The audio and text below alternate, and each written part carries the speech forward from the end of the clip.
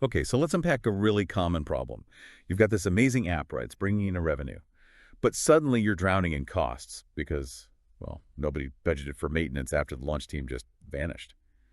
Today, we're diving into that exact pitfall, confusing the life of the thing you're building with the life of the effort to build it. That distinction is, it's so critical. It's really the core mission of our deep dive today. We're pulling our insights from the book Project Management for Project Managers by Orlando Casabone.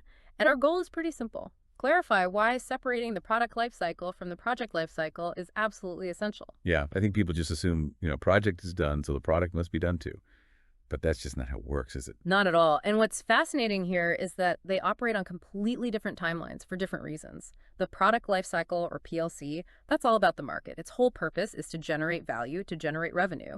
It lasts from the moment of conception until, well, it's retired from the market. We're talking years, decades even. Right. And the project life cycle it's almost the opposite. It's like a surgical operation, a temporary effort. It's just there to create one specific thing, maybe the first version or a big update. The focus is purely on delivery. Exactly. And that temporary nature really defines the planning horizon. For the PLC, you need a long-term view. You're constantly governing it, shifting with the market. But the project is a sprint. It has a definite finish line. We're talking weeks, maybe months. Because a project that never ends isn't a project, right? It just becomes operations. Which brings up a big question. Where does the money get tracked? For the product lifecycle, the PLC, that's where the overall business case lives. You're tracking actual revenues, your operating costs, your profit over the product's entire life.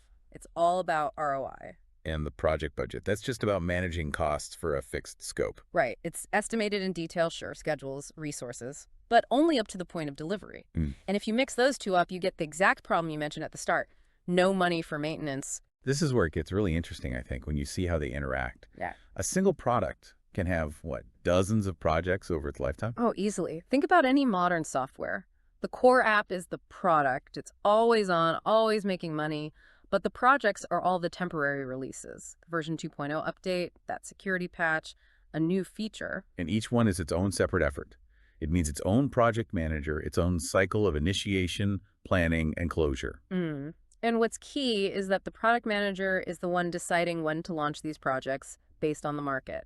The project manager is just responsible for how that one specific delivery gets done successfully. It lets you separate your risks. You manage delivery risk in the project and market risk with the product. So what does this all mean for you listening right now? I think understanding this difference is really the first step. When you go to ask for funding, it helps you decide, do I need a detailed business case for this temporary project, or a much broader business plan for the long-term life of my product? To explore these foundational principles further and really sharpen your strategic execution skills, we highly recommend checking out Project Management for Project Managers by Orlando Casabone.